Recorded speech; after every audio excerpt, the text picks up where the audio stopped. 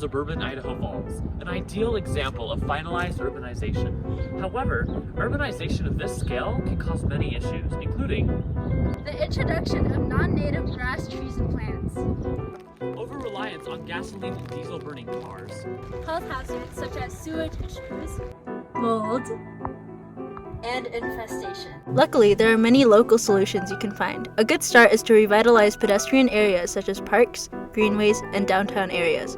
Another solution is to endorse the use of native plants and species to keep the local ecosystems healthy. This may include changes to people's yards, such as phasing out water-inefficient foreign grass lawns. Making sure that water usage stays efficient will ensure local ecosystems will remain healthy. If you can make local solutions, why not make global solutions? Here's a few humanity have already accomplished.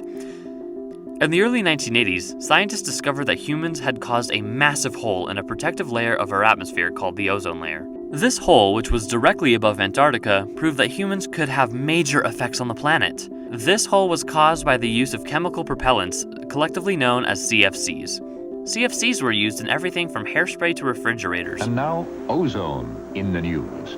The atmosphere around Earth includes a high layer of ozone gas.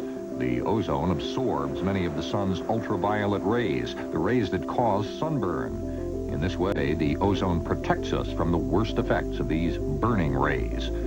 Recently, scientists discovered a weak spot in the ozone layer over Antarctica, the icy continent at the South Pole. Satellite photos show that a hole opens for a few months during Antarctica's springtime. Scientists aren't sure what causes this weakness, and they're worried that it might happen over a populated area. These findings shocked scientists and proved that humans could make major changes to the Earth itself. As a reaction, the international community performed one of the most organized and effective environmental movements in history. According to the National Oceanic and Atmospheric Administration, at peak size, the ozone hole was 9.6 million square miles, or 24.8 million square kilometers, which is roughly the size of North America. Faced with an issue this huge, world governments made quick efforts to ban CFCs from use, and within just a decade, CFC production was ceased completely. Since 1985, the hole has shrunk significantly and according to CNN, is expected to make a full recovery by 2060.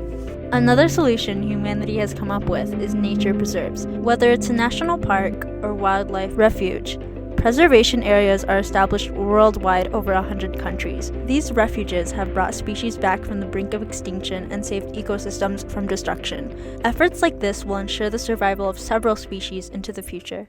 One of the biggest global issues that has global implications is climate change. Climate change causes droughts, storms, rising sea levels, heightened ocean temperatures, and glacial melting. These issues affect millions of people, including animals and other wildlife. As climate change worsens every year, weather events that are already dangerous become more frequent and more severe. It's easy to tell that humanity is already facing the consequences of this problem.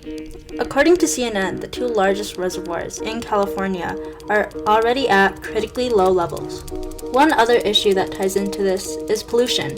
Air, land, and water pollution are all types of contamination that are causing severe damage and harm to the earth. Some pollutants are natural, such as volcanic ash and wildfire smoke. However, most pollutants are produced by humanity, such as pollutants released from cars, garbage, sewage, burning fossil fuels, and industrial sites. Activities such as dumping foreign and hazardous waste into natural environments can cause major harm to fragile ecosystems. This is categorized as a global issue because it is affecting millions of people around the world. Urban areas are much more prone to pollution than rural areas because of the higher population density and its associated effects on the local climate.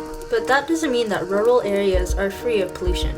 Places like Antarctica, the oceans, and pretty much everywhere in between are full of microplastics or some form of pollutant. Thankfully, the solutions to these problems were figured out quite a while ago. Effective plans to eliminate climate change and rampant pollution were first drawn up decades ago. So, if we know exactly what to do, why haven't we done it yet? The issue is composed of two major sub-issues. The first roadblock is the fossil fuel industry and its influence on our lives and government.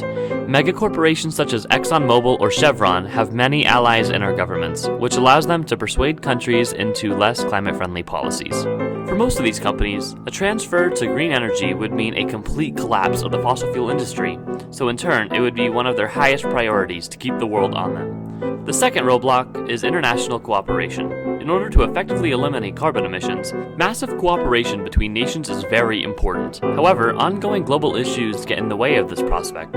Wars, poverty, food insecurity, immigration, and economics are all usually given higher priority than the environment. Not all hope is lost, though. Remember how the world came together to collectively ban CFCs? That proved that global environmental cooperation is possible. By using that as an example of what we could do, it gives us hope that eventually we might be able to pull it off bigger and better than ever before.